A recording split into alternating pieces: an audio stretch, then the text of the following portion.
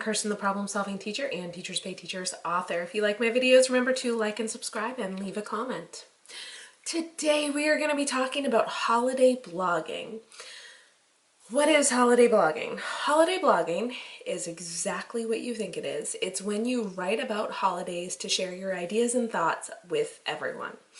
Think about the times that you have Googled something and started reading someone's blog full of great ideas.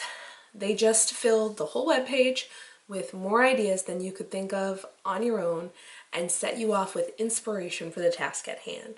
You might not even necessarily use, something they specifically made or said, but it definitely gives you a lot of inspiration when you have all of those ideas floating in your head. All right, so I have been holiday blogging basically from the beginning of my TpT store. When I first started out on Teachers Pay Teachers and started blogging, I didn't really know what to write about. I mean, there's a lot of issues with teaching that you can choose to write about, but you want to make it relevant to you.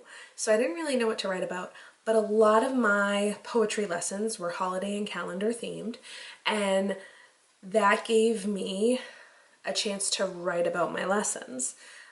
Which means I was writing about holidays. So I wrote about it because I heard it was a good idea to write about your resources and because I didn't know what else to write about. When you write about holiday resources and products, it has benefits. And the longer your blog is out there, the greater the benefits become. Like, the longer you put that long form content out into the world, the higher the ranking is going to climb on Google, and the more benefits and more people who are going to, go visit your store because of it. Is holiday blogging worth it? The biggest question is if people want to know if it's worth it to write holiday blogs. The biggest downfall about blogging about the holidays is that most of the time those blogs will only see traffic around the holiday. It's not always true, but it can be. So just this past fall, I sold a Father's Day resource. And I was like, what? Huh? Why am I selling a Father's Day resource in the fall? So I don't know for sure how the person came across the resource. They could have just done a search or they could have read it on a blog. But it's possible that those blogs will see traffic even during other parts of the year. So you already know about the greatest downfall of holiday blogging is that, it might only see traffic once a year. But let's talk about the benefits. Holiday blogging gives your products extra exposure. So search engines are great, TpT search is great, and they help people find your resource. But the best way for people to ensure people are finding your resource is if you are leading them to it. Blogging about them gives extra backlinks to your resource, which makes them climb higher in the Google rank, which you want. It also provides more avenues on the internet for people to get to that resource. They're not going to find it just from a Google search where you are hopefully making the first page or two. They're not going to find it on just the TpT search where you are hopefully making it on the first page or two. They have another whole way to get there, and that is your holiday blog.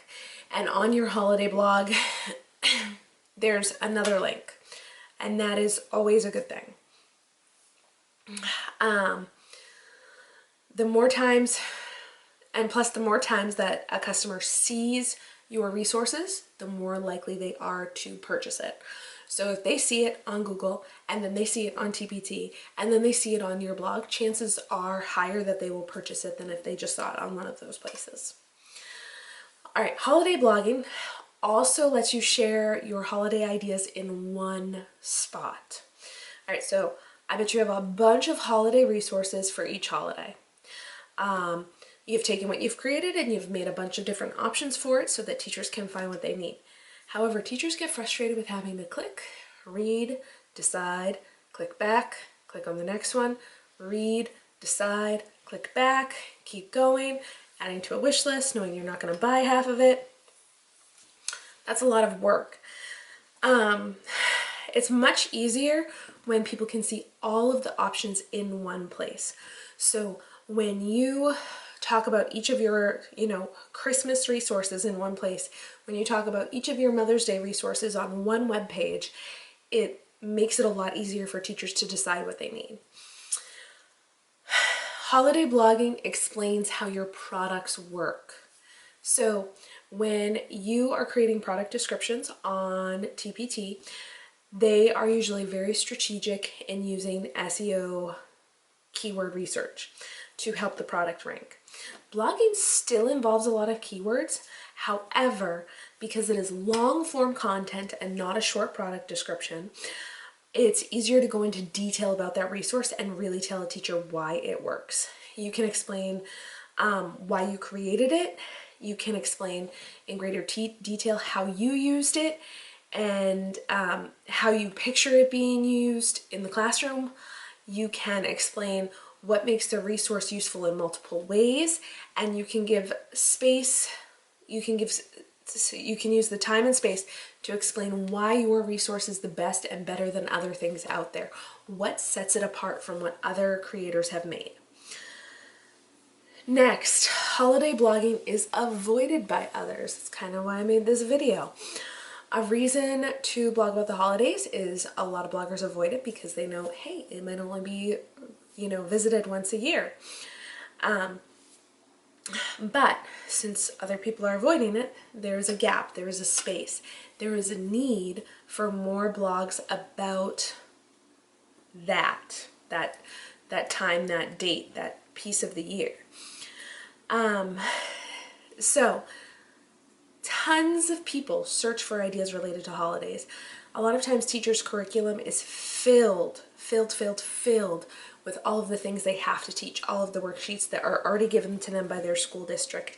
But when it comes to holidays, they're looking for a little something different and extra. And so there is a gap, and if you can make something really great and you can fill that gap for teachers, and then you fill that blogging gap where they find it, then you could meet some really great new customers who might come back to you for other things because they found a really great holiday resource from you.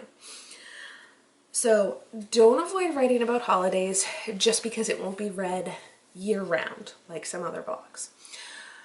All right, so hopefully this gives you some ideas about if you have some holiday blogs floating around in your brain and you just haven't written them yet, maybe that will be your next set of blogs. If you like the video, remember to like and subscribe, comment, tell me what blog you're writing next, and I will talk to you later. Have an awesome day.